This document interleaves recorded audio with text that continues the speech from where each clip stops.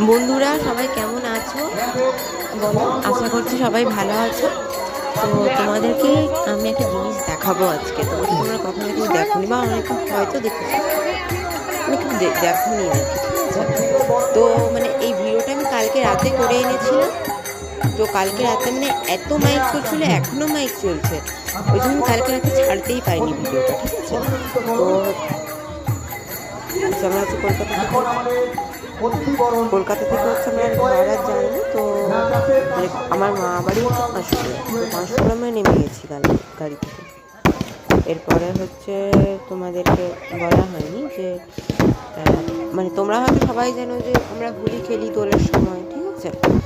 তো আমার মা বাড়িতে হচ্ছে, মানে আমার মা বাড়ির যে পাড়াটা আছে, এই পাড়াটাতে কীরকম হয় যে মানে হচ্ছে দোল যে সময় হয় না, দোলের সময় এবারে পাপি আচার্য লতারানী আচার্যকে ফুলের স্তবক দিয়ে হয়ে গেছে আর হয়েছিল এখানে। এই যে আমার মা বাড়িতে যে নবম দোল হচ্ছে চাঁচড়ি ভাত, মানে দোলের সময় এখানে কিছু হয় না। এই নবম দোল মানে দোল থেকে 9 দিন পর এখানে আবার একটা দোল উৎসব করে, সেটা কি হচ্ছে আমরা নবম দোল বলি, মানে 9 দিন পরে হয়। তো দোলের আগের দিন যেরকম আমরা জানি হচ্ছে চাঁচড়ি হয় বা হোলিকা দহন বলি, এখানে হচ্ছে চাঁচড়িটা হচ্ছে। তোমরা তুমি দেখাচ্ছি ভিডিওতে, দেখো কি সুন্দর দেখা যাচ্ছে।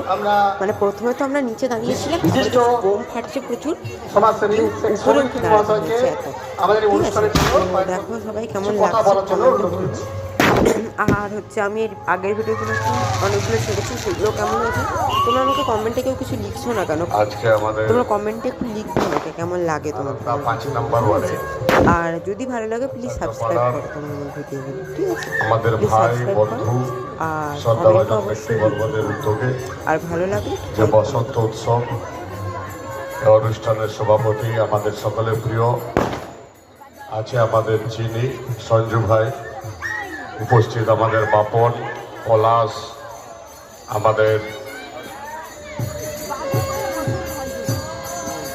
আমাদের কিংসু ভৌমিক মহাশয়, মঞ্চে আছে আমাদের ইসমাইল দা, মোহন ঘোড়া, আমাদের মা আছেন, ছোট ছোট ভাই মা বোন সবাই। আমার ব্যক্তিগত পক্ষ থেকে এলাকাবাসী হিসেবে সবাইকে ধন্যবাদ শ্রদ্ধাশীলাম জ্ঞাপন করছি।